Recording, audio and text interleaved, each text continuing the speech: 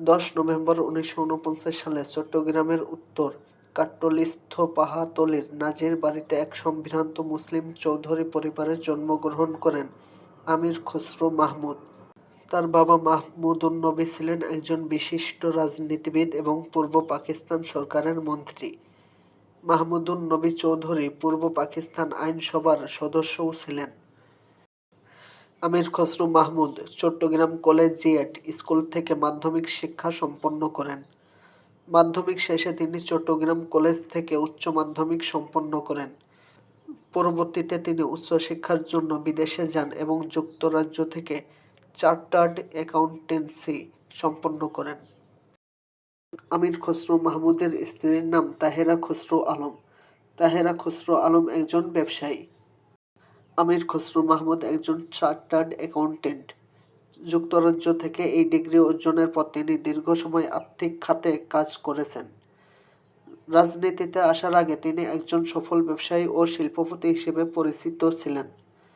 তিনি হোটেল, বীমা, শিপিং এবং রপ্তানিমুখী প্যাকেজিং খাতের ব্যবসার সাথে যুক্ত। তিনি চট্টগ্রাম স্টক এক্সচেঞ্জের প্রতিষ্ঠাতা এবং Chittagong chamber of commerce and ইন্ডাস্ট্রিজের সাবেক সভাপতি হিসেবে দায়িত্ব পালন করেছেন।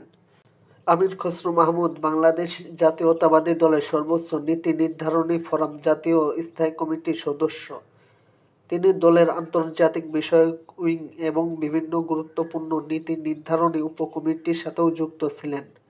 তিনি 1991 সালে উপনির্বাচন, 1996 এবং 2001 সালের নির্বাচনে চট্টগ্রাম ৮ আসন থেকে টানা 3 বার সংসদ সদস্য নির্বাচিত হয়েছিলেন। 2001 সালে সংসদ সদস্য হওয়ার পর বিএনপি সরকারের বাণিজ্য মন্ত্রী হিসেবে দায়িত্ব পালন করেছিলেন। তবে 2004 সালে তিনি মন্ত্রিত্ব থেকে পদত্যাগ করেন।